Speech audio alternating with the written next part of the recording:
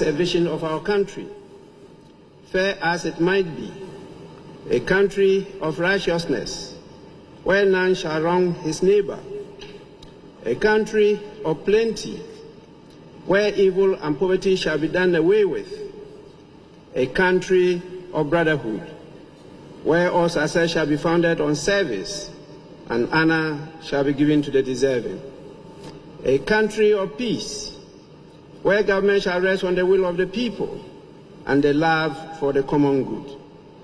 Bless the efforts of those who struggle to make this vision a living reality.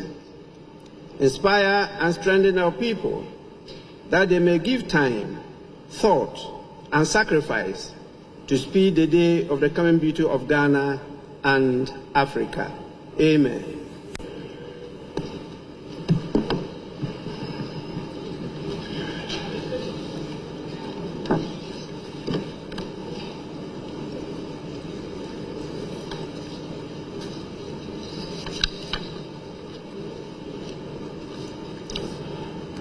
Honorable members,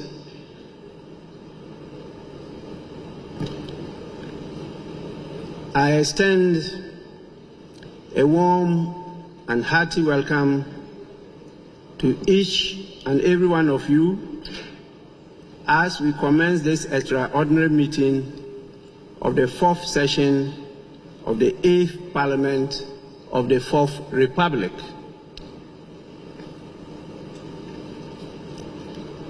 This meeting is a response to a request for a recall first dated 22nd of October 2024 and the subsequent one dated 24th of October 2024, both pursuant to Article 1123 of the Constitution and Order 53 of the Standing Orders of Parliament. Both requests were signed by more than the constitutionally required signatories of 15% of all members of Parliament. The first request entreats the House to deliberate upon and transact urgent government business. And the businesses were tabulated. And from what we had, there were not many, just a few.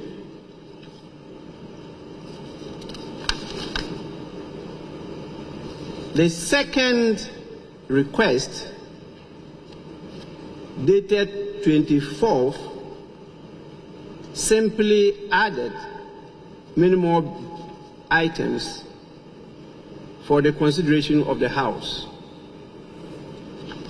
So from the initial request for us to consider 5 items, this second request added 17 more items.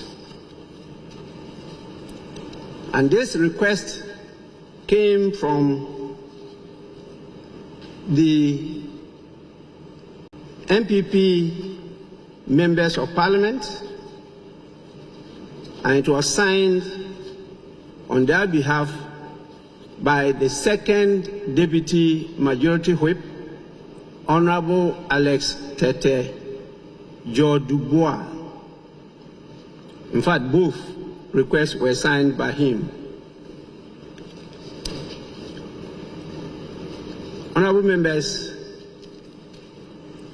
I had, under the dictates of the provisions of the Constitution, to issue the summons for you to be here today.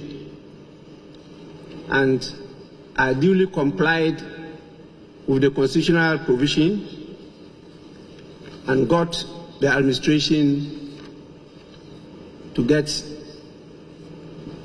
the summons published to the notice of all of you. Unfortunately, the signatories who made the request have not shown up,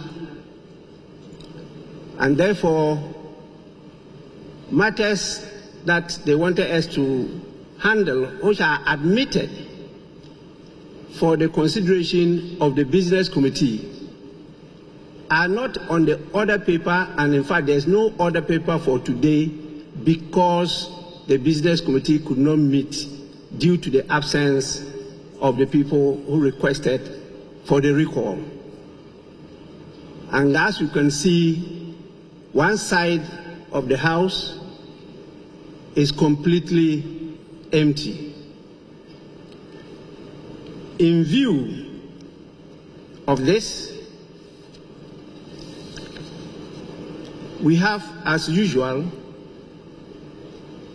got a quorum to sit, but we have no business before us to transact, because the business committee, as you know, they prepare a report, and this report is adopted by the House as business agreed by the House to transact during the course of the week. In the absence of that, there is no other authority that can put business before you which you have not adopted to transact. In view of the failure of the business committee to sit, as a result of the refusal of those who requested for the recall to show up, we are compelled to once again adjourn the sitting of the House. Knowing the challenges we are facing, it is not advisable to be adjourning from day to day. And so I'll proceed once more to adjourn the meeting indefinitely. And the meeting, this extraordinary meeting, is accordingly adjourned.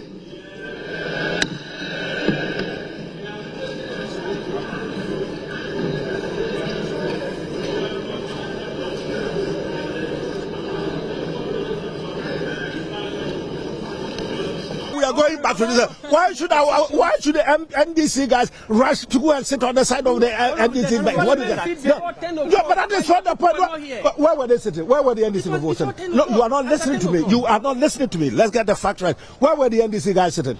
Is that where they're supposed to be sitting? But you see, we have a convention. We have a convention. It's not argument, nonsense. You guys are not listening. Supreme Court is speaking. It is not for us members of Parliament on the majority side to be arguing any point. This is a matter. This is foreclosed. It is completely foreclosed. Supreme Court is speaking. That is the end of the matter. The Speaker of Parliament says when it comes to sitting arrangements, that is not his business. He says we should come and sit anywhere and do the business. Listen, the orders of the Supreme Court were directed specifically to the Speaker. It was the Speaker. It wasn't the leadership. It wasn't the clerk. It wasn't the leadership which made that ruling, that decision. It was the Speaker of Parliament who unconstitutionally made a proclamation, whatever it is that he said the last time.